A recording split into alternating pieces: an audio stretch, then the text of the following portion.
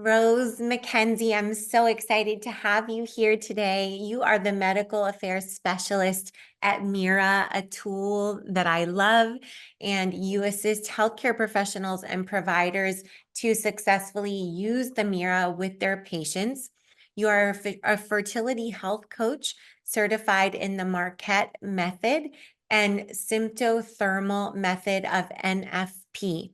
You've coached more than 500 clients, including women using the Mira monitor to track their hormones in regular cycles, irregular cycles, postpartum amenorrhea, which means not yet having their period, and chemo-induced menopause, as well as perimenopause. Rose, I'm so excited to have you here for the Super Fertility Summit and so honored and in appreciation to have Mira as a generous sponsor of the Super Fertility Summit as well. We have been recommending the Mira as part of the Primester protocol for years, so it really is a dream come true to have you here. Yes, thank you for having me. We love to empower women to understand their hormones and track them to reach their fertility goals. So it's a great partnership. Thank you so much. Thank you. Okay, so we have so much that we want to cover today, and really to let people know what the Mira is, why it's such a powerful tool, and how it can work in both, as you say, both regular and irregular cycles, as in the case of PCOS and other situations, some of which we've already highlighted. Before we begin, I would love to start from the end and ask you, what's the one thing that you would love for every woman, man, human listening to this conversation today to take away from this interview? I would want them to know that Mira can be that tool that's the missing piece in the puzzle.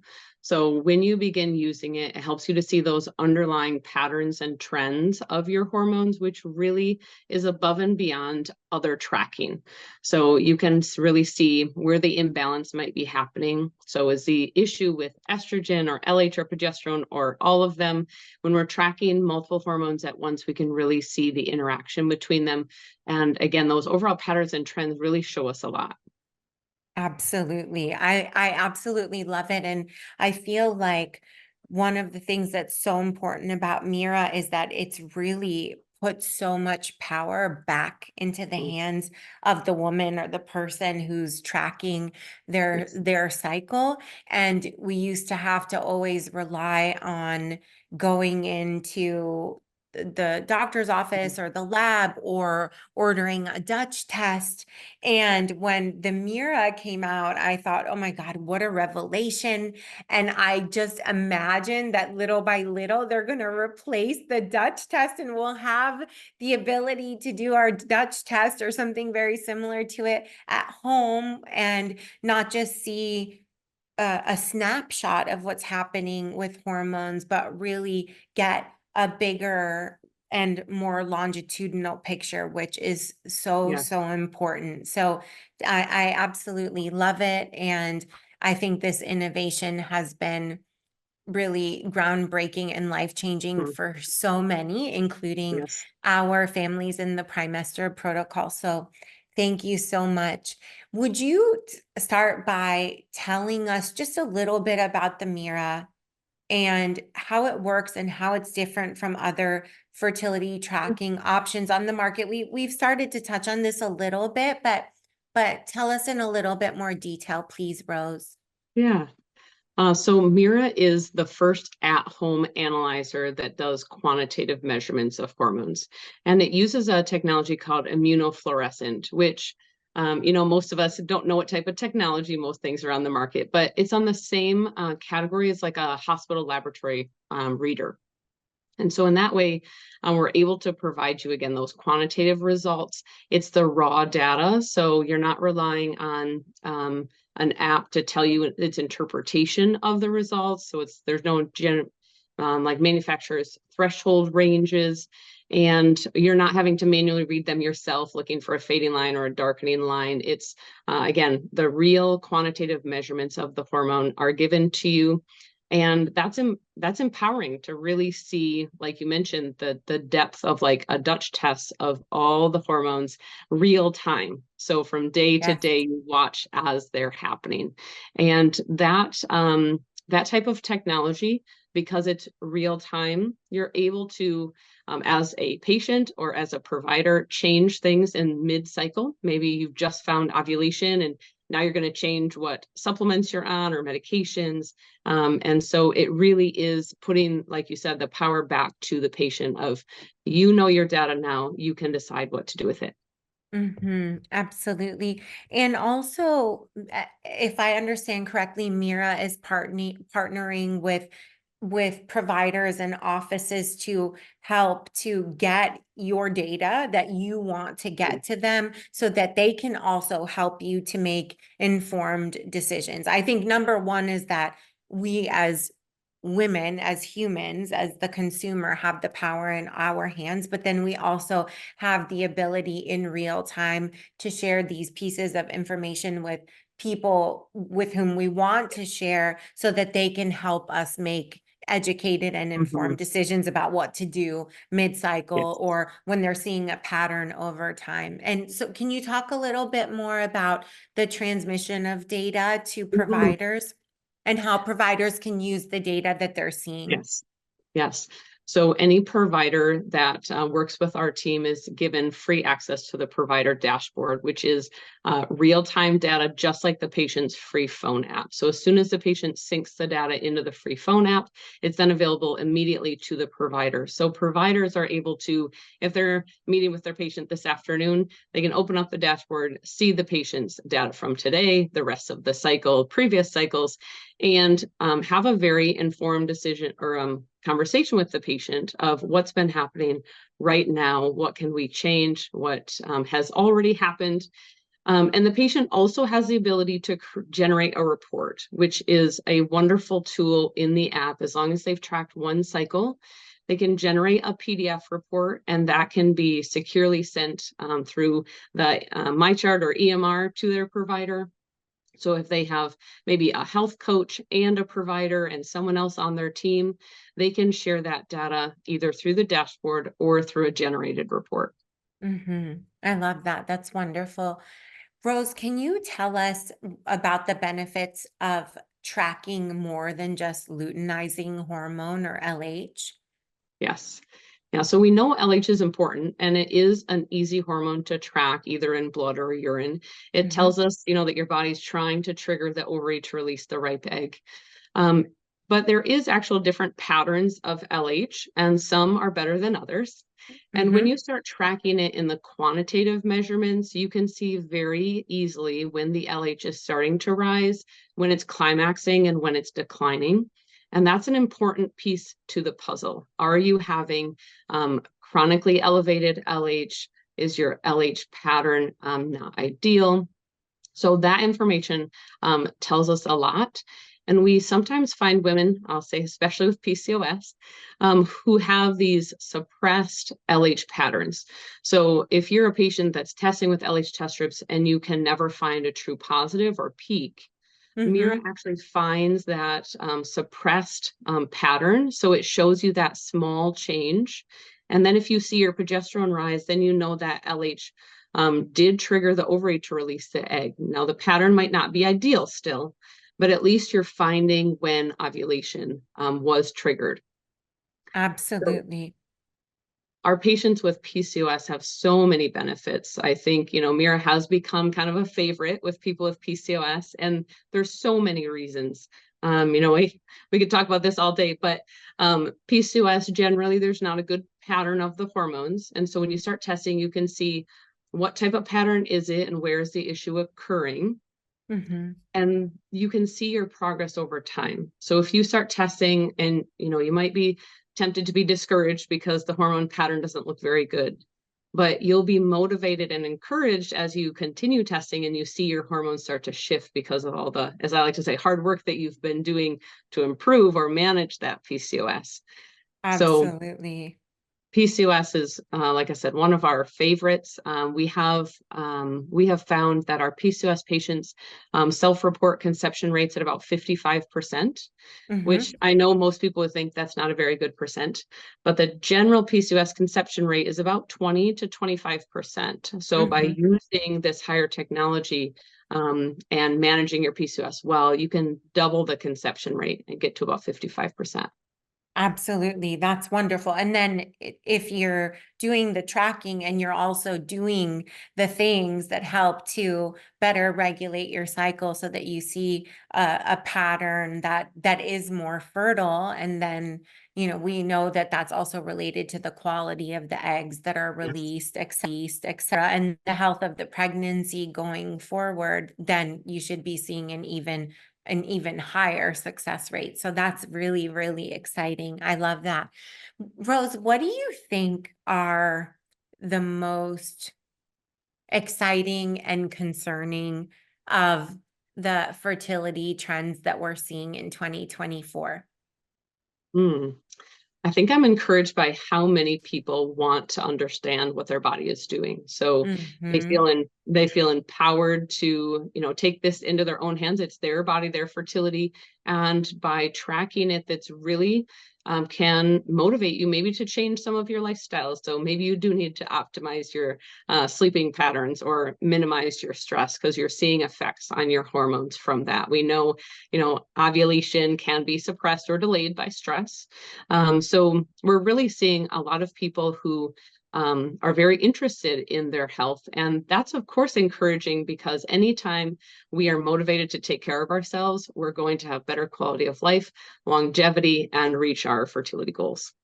Absolutely. I completely agree with that. We actually have a mama who had her super baby with us in her 40s. And I always remember her saying that needing to work hard to get pregnant was such a blessing for her Mhm. because it was the catalyst for Yes. her feeling like she had no choice but to step up her Mhm. health at this Yeah. point in her life, where the average person in America, in the Western world, and in on the globe is starting to see massive declines in their Yes. health in the fourth decade of life that just continue on and on. But if you have this moment of, I want this thing more than anything in the world, and I'm going to do whatever it takes to get there, and then all of a sudden you're feeling like, wow, I'm healthier than I was in my Mhm. 20s or 30s, as opposed to being on the decline, which Fine. my Yes. which my on average people are at this point in life. And it was really interesting because obviously that's what we do every day in the Primester protocol and at FPI, but I had never really thought about it like that. We talk all the time about how intimately tied reproductive longevity and Mhm. longevity are. We have all kinds of data showing that relationship. So when we're doing things to improve our fertility, we're doing things to improve our longevity. Yes. But it's a slightly different way of looking at it, which is this beautiful opportunity to really step up our health at a time in life when the most people would say the ship has sailed and health is just going to keep deteriorating from there. And then you get to have such a different life experience because Yes. of that, and your super babies and your super grandbabies. So I think that that's so beautiful, that the way this mama said it, and very much tied into what you just said about this positive trend of people really wanting to Mhm. understand what's going on with their bodies in a way that we haven't seen Yeah. really in the past. So I agree, that's absolutely beautiful. What do you think is the most concerning or trend of 2024 when it comes to fertility, or something that you wish would look different? I think what I wish would look different would be the support. So Yes. you, Yes. your organization does a wonderful job, but some patients are not as lucky to have found you. And Yeah. so they kind of feel like they're on this all by themselves and they don't always feel like they're getting their questions answered, and then they resort to Google and they get Yes. overwhelmed. And that's really, unfortunate that it's so hard for women to get what they need and the support that they deserve in a way that is accessible to them. So that's what I wish would be different. That evokes a lot of emotion in me. Like I have, I have tears because I think as someone who lost her mother at birth, the journey to finding a way to feel supported in life was not for the faint of heart, because your mother is your, Yes. first and most essential source of support throughout life. So I have a really intimate understanding of the way you can really feel like you're lost and floundering when you feel Yes. alone and like you don't have the support you need, or Mhm. you don't know where you need to go for support, which is, I'm sure, one of the reasons why we take the support we provide so seriously and thoughtfully and sacredly. Because, I mean, we have a mountain of scientific data that shows Mhm. that it might sound like it's cute or sweet or optional to have support, but Yeah. actually, the social support scientific literature is so profound that, I mean, isolation is as deadly as smoking. Yes. Not having support is literally deadly for the body, the mind, the spirit. And on the flip side, everything that we want to do, be, have, and achieve in life, including being a mama, including having our super babies, is becomes more possible for us when we have support. And the data show that very clearly. And that's for all humans, but it's even more, that effect is even more pronounced for women. So I just, all that is to say, I couldn't agree more Yes. with Yeah. just how much I wish, like you wish, that support were easier for people to find and access so that they wouldn't feel so alone on a journey, which feels very long and hard for many people as it is, and is even longer and harder when you feel alone. Yes. So thank you so much for raising that. I've asked this question in every interview, and thus far you're the first person Mm. to mention that. And yet, to me, I had such a strong visceral reaction to the yes, that is so much of what we need. And it doesn't just stop when you finally achieve your positive pregnancy test, right? In some ways, the need for support Yes. gets even greater at that point. And then Yes. when you give birth and everything that comes after that, I always say it takes a village to make our super babies and grow them, but it also takes a village Yes. to raise them, right?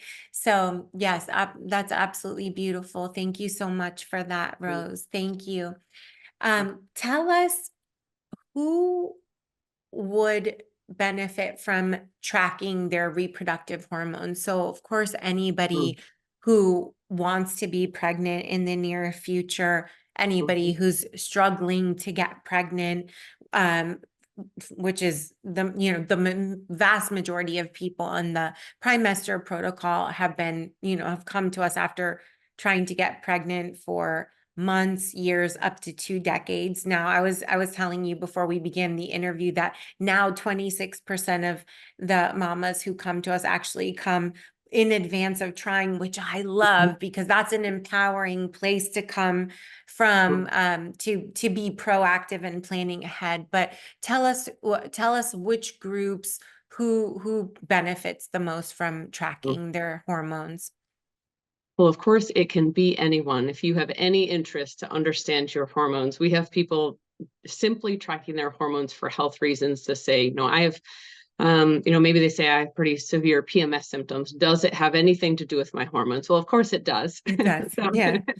so when they start tracking, they're empowered to see, oh, okay, yes, there is an imbalance here, and we can start working on it. So anyone that has any interest in trending their hormones with their symptoms or their situation for charting for health. Also for those, even if you're just starting your fertility journey or haven't even started yet, Simply finding if you're ovulating or not can be, so much relief. I can't tell you how many patients say, I'm just so relieved that I'm ovulating and my, Yes. hormones are following the pattern that they're supposed to. So then you don't have that unknown. You can just simply begin testing, see your data, and then move forward. But it's also very helpful for those who are now starting to try to do intervention. So maybe they're doing lifestyle changes, diet, exercise, working with a fertility coach or a provider or a program like yours. Because if you stop tracking or just do a one-time, let's say, blood test, or as you mentioned, Dutch, things like that, you really don't see if you're continuing down the path you want. Are you moving towards better balance, or did you go Yes. off? So I've had patients who begin, let's say, exercising every day. That's a general recommendation. And actually, then their cycles become irregular. And, then we have to have the discussion, what went wrong? Maybe they're not keeping their calories high enough or healthy body fat high enough. And so if you're continuing to track, you're making sure that you're staying on the path that you want to be on. Absolutely. I think that's really beautiful. And I think it also can be very motivating because sometimes it's hard to sustain motivation for the modifications that you're making in service of your fertility and your super baby goals. And one thing that's really beautiful is that your period and your cycle, they are vital signs that give you Mhm. pretty immediate feedback about what you're doing. And so it can be that maybe you lost motivation and then you see that change reflected negatively in your cycle. And so then it helps you to stay motivated to come back to what you are doing that helped you to achieve positive changes in your cycle and and the dance of your hormones and what your period looks like. So I think that that's very powerful too, the way that it can give you this pretty immediate feedback about what's going on. Yes. And we all know that at some point we're going to become discouraged, or as we say, fall off the bandwagon. Yeah. But as you said, it is truly that monthly report card or feedback back to you of how is your body doing, and are you listening to it? And Mm. of course, you can always, people say, well, we're taking a break. And that's okay. You can take time away. You can stop from testing for a while, but you can always return back, and don't give yourself a hard time that you took a break from anything. You can immediately begin testing at any point. It's not like, I think some people think it has to be very linear and I'm going to do this, then this, then this. And it really does not have to be like that. Our bodies are not robots. We're real human beings with real life situations that come up. And right now might not be the best time for you to continue trying to conceive. And that's okay. That's part of that support that we were talking about, of no one should be making you follow this very linear pathway. It should all Mhm. be personalized and individualized to you. Yes. And to feel right for where you are in the Mhm. moment. Absolutely.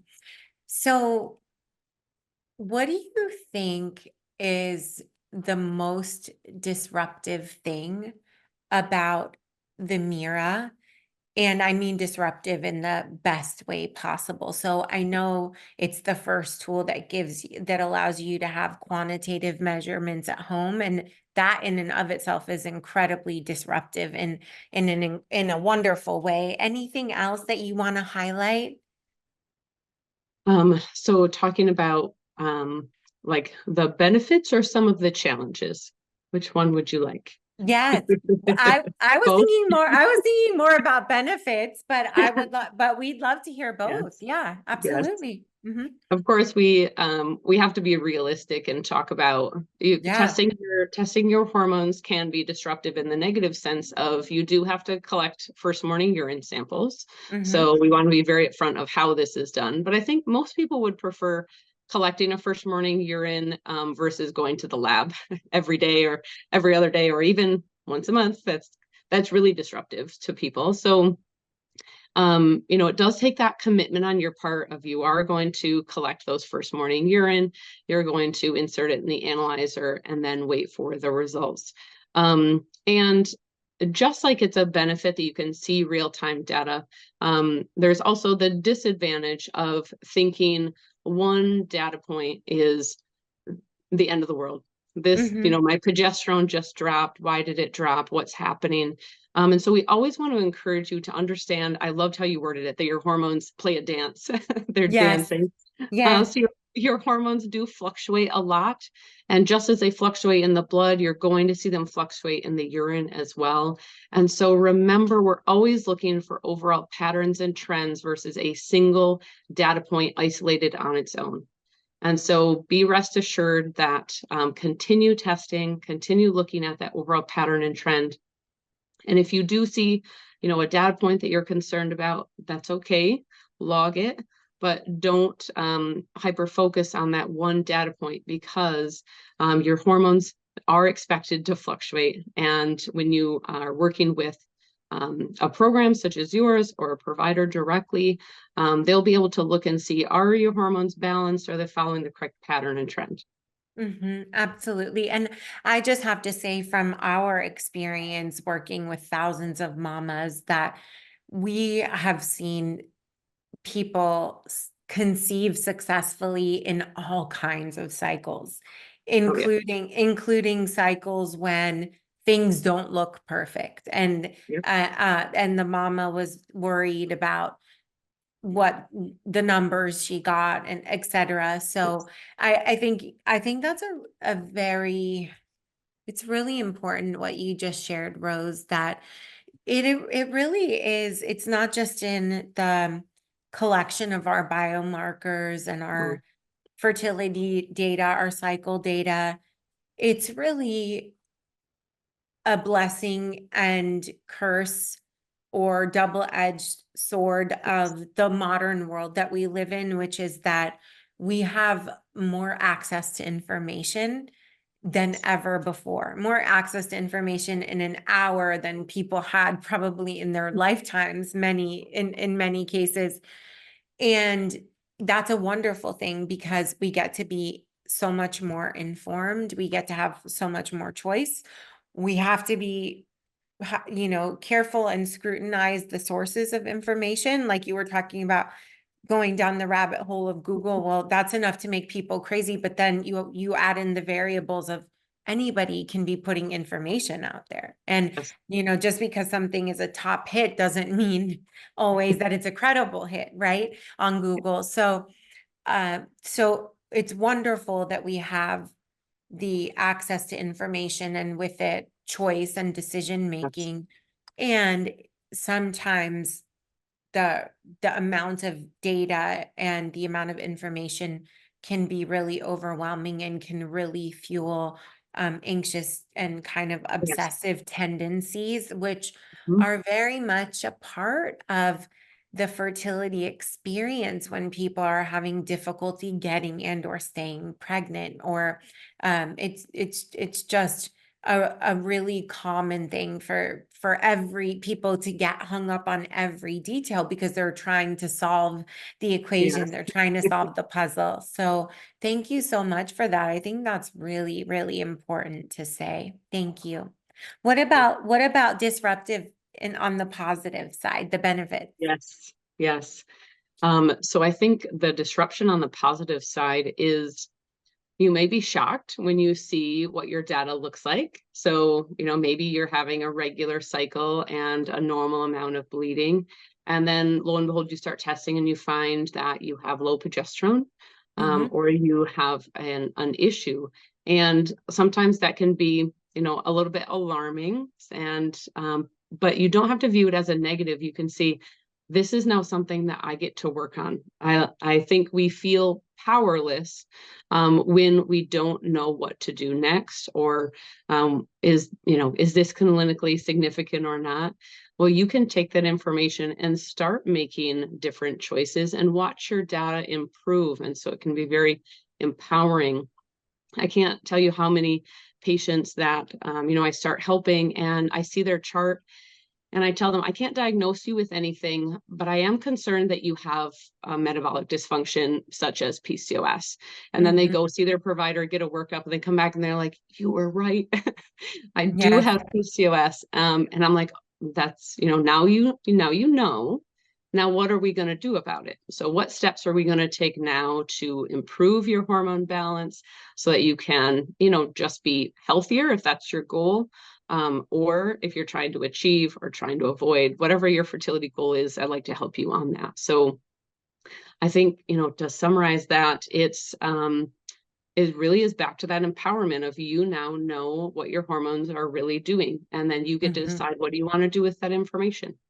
Yes, taking the power back into our own hands, which I feel like is really the trend in fertility and everywhere in life, that we want to be heading in, knowing that our fertility is innate to Mhm. us and that we have the power to access it and make the most out of what we were given, especially when we're informed and we have data about what's happening with us. So that's so beautiful. If you could tell people just one thing about taking care of their fertility and their future children's health, what would that one thing be, Rose?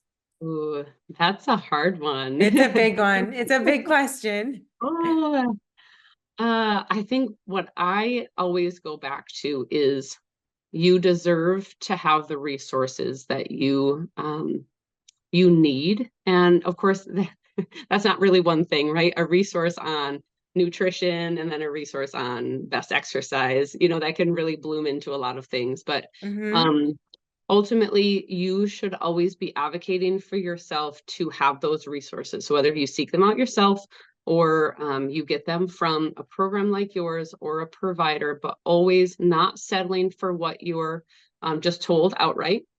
Make sure Mhm. you're advocating for yourself and getting those resources you deserve. It's just as important as the support you need as getting the right resources. So um, that's what and I think Mira is that, as you mentioned, can be that catalyst for you of Mhm. when you start testing, you start seeing what's really happening, you can take that and springboard yourself into better health. And of course, reach the fertility goal that you're seeking. I love that so much. Okay, one last question before we wrap up for today, Rose. What is the feeling of super fertility to you? When you hear the term super fertility, what does it evoke for you? Mm. I think it feels like um, healthy power. Like Mm. you, like, I think it was, like the superheroes and like those strong women who we know they want what's best for themselves and they want what's best for their children and for their communities and for the world. And when we stand up for what's right and important, we can change the world, one person at a time, yourself. And so, yeah, stand up for yourself, get what you need. And if that is trying to conceive, then um, live in a way that you can be proud of your super baby. I Oh, did this because I took care of myself and, did all these things. yeah. Oh my gosh, I love that so much. Healthy power. That to me is so beautiful because power power is such a critical part of our life force and our creation. And I think sometimes the word gets a bad rap or is used for negative things, and really being our most fertile selves and living our most fertile lives is always going to ultimately be about stepping into our full fertile power and self authority, whether that's in our bodies, in our minds, and what we're creating and producing to put out into the world, our contributions, how we give back to the community, like you were saying. So, gosh, I love that so much, Rose. Stand up and get what you need so that you can live in a way that you're proud of and live with pride as you look at your super baby. Thank you so much, Rose, for being here with us today at the Super Fertility Summit. And thank you to our incredible sponsor, Mira, once again. Yes, thank you for having me. Thank you, Rose.